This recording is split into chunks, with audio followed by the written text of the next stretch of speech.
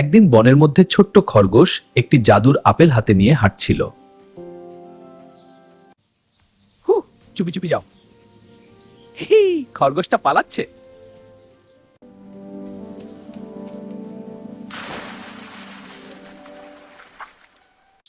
বন্ধু, কি সুন্দর আপেল! এটা জাদুর ফল। জাদুর ফল? সত্যি? হ্যাঁ, দেখো।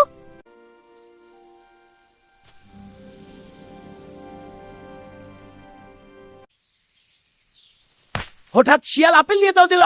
এই থাম শিয়াল! খরগোশটা তাড়া করছে। এবার পালা উল্টো, দূর হয়ে যা। ধর্ম, থামো, তুমি এ পথে যেতে পারবে না। সাহস তো কম না, সরে যা। আমি ভয় পাই না।